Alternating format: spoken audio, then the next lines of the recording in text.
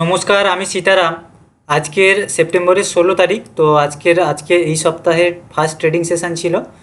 তো আজকের কেমন করে আমি কাজ করেছি যদি একটু দেখিয়ে দিই। এই দেখুন, আমি 9টা 46-এ আপডেট দিয়েছিলাম।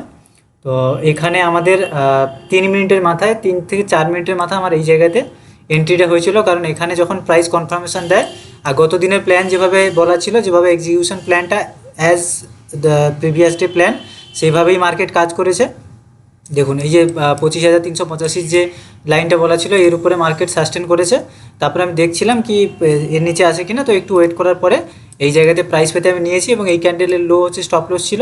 স্টপ লস অলমোস্ট আমার ছিল হচ্ছে 12 পয়েন্ট মতো স্টপ লস ছিল। তার এগেনস্টে আমি অলমোস্ট 25 পয়েন্ট মতো ক্যাপচার করেছি। তো 25 পয়েন্ট মতো ক্যাপচার করেছি, কারণ 20 পয়েন্টের আমার টার্গেট ছিল, কিন্তু ক্যান্ডেলটা এত বড় হয়ে যায়, তো কাটতে কাটতে 5 পয়েন্ট আরও চলে যায়। যাই হোক, তো সেটা আমি আপডেট দিয়ে দিয়েছি। তো ঠিক আছে, কোনো অসুবিধা নেই। এবারে আমরা চলে যাব যে আগামী দিনে ট্রেড প্ল্যানিংটা আমরা কেমন করে করব। আগামী দিনে সবার আগে নিফটিতে আমরা ডেলি টাইম ফ্রেমে একটু নিফটিটাকে দেখে নেব। সেটা হচ্ছে নিফটি, এই যে বলছিলাম নিফটি এই ট্রেনটা এরকম গেল, তারপরে এরকম কিন্তু একটা আসার চান্স আছে, আবার যাওয়ার চান্স আছে। তো এই জায়গাতে হয়তো বেরিয়েও যেতে পারে, তো ভালো কথা। কিন্তু ব্যাঙ্ক নিফটিও একটা রেজিস্ট্যান্সের কাছে আছে, এবং এটা যথেষ্ট ভালো রেজিস্ট্যান্স। আমার ড্র করাই ছিল আগে থেকে, এবং আজকের এই রেজিস্ট্যান্সের কাছে গিয়ে ক্লোজ করেছে। তো একটা ড্রব্যাক দিলেও দিতে পারে। ঠিক আছে, সেই অনুযায়ী আমাদের প্ল্যানটা এক্সিকিউট হবে। তো আমি যদি প্রথমে নিফটির প্ল্যান করি, নিফটির হচ্ছে এই উপরে কিন্তু প্রচুর পরিমাণে সেলার রয়েছে। ঠিক আছে, তো মার্কেট যদি এর উপরে সাস্টেন করে 25,417, এই যে প্রাইসটা দেওয়া আছে, এর উপরে সাস্টেন করলে 25,417 থেকে 20, আমি এটা একটু অ্যাডজাস্ট করে দিই, 25,420 এই লেভেলের উপরে প্রাইস কিন্তু সাস্টেন করলে মার্কেট কিন্তু একটু উপরে যাবে। তো নিচে স্টপ লস দিয়ে আপনি একটা 1:2 টার্গেট নিয়ে নিন। এবারে মার্কেট নিচে কখন আসবে, যদি এই জায়গাতে কিন্তু প্রচুর বায়ার আছে, প্রচুর বায়ার আছে এই সব জায়গাতে। তো এদেরকে মার্কেট কিন্তু বার করতে চায়।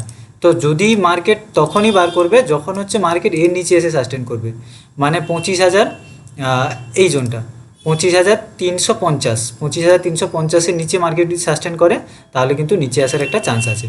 তো এটা আপনার নিচের প্ল্যান, এইটা আপনার উপরের প্ল্যান। বাকি এখান থেকে মার্কেট সাস্টেন করলে হয়তো একটু চলে যাবে, তখন একটু ভোলাটিলিটি সৃষ্টি হবে। তো ওই জিনিসগুলো অ্যাভয়েড করার জন্য উপরে বাই করুন, নিচে সেল করুন।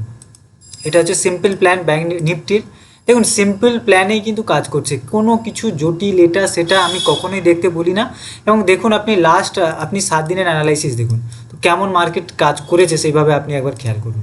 যাই হোক, তো এবারে ব্যাঙ্ক নিফটির যে আমি বলছিলাম যে ব্যাঙ্ক নিফটিও একটা যথেষ্ট ভালো রেজিস্ট্যান্সের কাছে রয়েছে। তো ভালো রেজিস্ট্যান্স বলতে এই জায়গা 52,200, 52,200 কাছে যথেষ্ট ভালো একটা রেজিস্ট্যান্স নিচ্ছে। তো এখানে আমি একটা রেজিস্ট্যান্স লাইন দিয়ে দিয়েছি 52,200। তো এই জায়গা থেকে একটা রেজিস্ট্যান্স নিয়েছে। এবারে ব্যাঙ্ক নিফটির সাথে যদি সিঙ্ক করে, তাহলে উপরে সাস্টেন করলো, আপনি 1:2 প্ল্যান করুন।